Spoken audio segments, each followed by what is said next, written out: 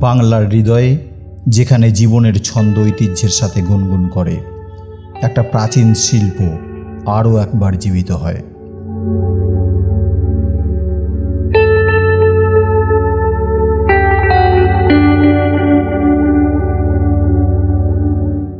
এটা বছরের সেই সময় যখন মা আসছেন।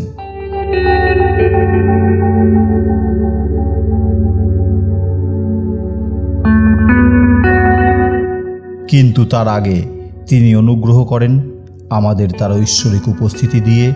তিনি প্রেম, বিশ্বাস এবং অটল ভক্তি দিয়ে তৈরি।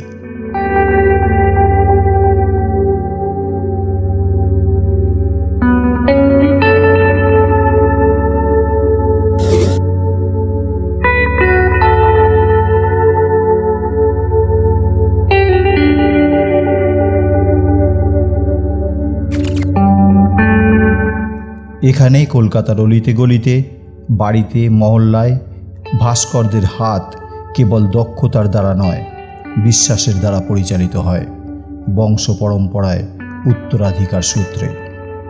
মাটির প্রতিটা স্ট্রোক একটা চিত্রের সৃষ্টির চেয়ে বেশি কিছু।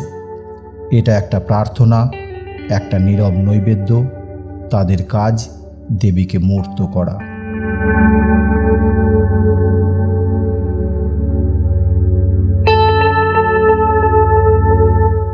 আমরা হাতগুলোকে সূক্ষ্মভাবে প্রতিমার চোখের আকার দিতে দেখি।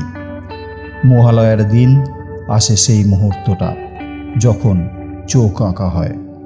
এটাকে বলা হয় সবচেয়ে পবিত্র। এই কারিগরদের জন্য এটা শুধুমাত্র তাদের মাস্টারপিস শেষ করার বিষয় নয়, এটা একটা আত্মার জাগরণ, চক্ষুদান, দৃষ্টির উপহার, মা দুর্গার কাছে জীবনের শ্বাস। কয়েক মাস ধরে তারা পরিশ্রম করছে।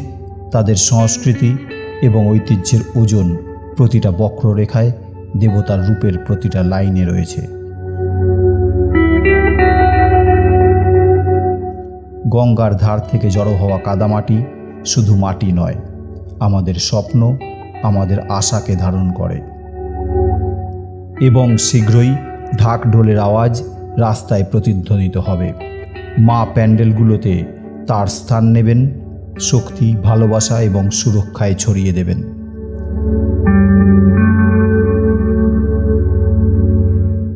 কিন্তু তিনি আমাদের সবাইকে আশীর্বাদ করতে আসার আগে এখানে শিল্পী এবং ঐশ্বরিকের মধ্যে একটা শান্ত ঘনিষ্ঠতা রয়েছে, একটা ভক্তি যা শব্দগুলোকে ধরে রাখতে পারে না, তবে কেবলমাত্র অনুভব করা যায় যখন কাদামাটি তাদের হাতের নিচে জীবনের দিকে পরিণত হয়।